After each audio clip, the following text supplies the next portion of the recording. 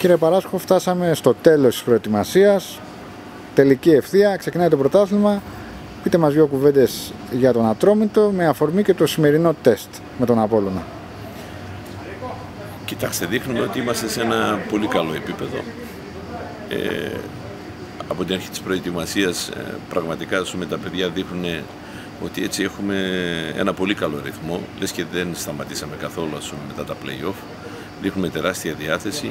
Νομίζω ότι λίγο πολύ οι απώλειες που είχαμε μεταγραφικές που φύγανε από την ομάδα, κάποια παιδιά τις καλύψαμε κατά κάποιο τρόπο, και από εκεί και πέρα νομίζω ότι είμαστε έτοιμοι για το παιχνίδι του Σαββάτου με τον Εργοτέλη, που σίγουρα δεν πρέπει να το υποτιμήσουμε. Ο Εργοτέλης είναι μια καινούργια ομάδα, δεν έχει καμιά σχέση με την ομάδα που ήταν πριν 2 χρόνια, και πρέπει να δείξουμε μεγάλη σοβαρότητα, γιατί πιστεύω ότι ο αντίπαλος θα παίξει πάρα πολύ κλειστά. Θέλει να έχουμε υπομονή, που την έχουμε. Αυτό βλέπω και στα παιχνίδια μας όλα, ότι τουλάχιστον ξέρουμε πότε να επιτεθούμε και πότε πρέπει να κρατήσουμε την μπάλα. Σε αυτό το τομέα είμαστε σε πάρα πολύ καλό σημείο.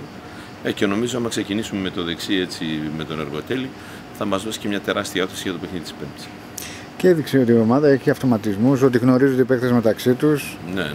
Έδειξε στοιχεία.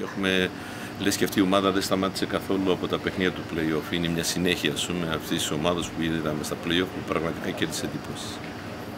Εύχομαι τα καλύτερα. Να είστε καλά. Να είστε καλά. Και καλή επιτυχία και στον Απόλλωνα. Μετά από 13 χρόνια, 13 αν δεν κάνω λάθος, που επανέρχεται στην Αλβανική. Μακάρι να μείνει μια ζωή αυτή η ιστορική ομάδα. Ευχαριστούμε πολύ.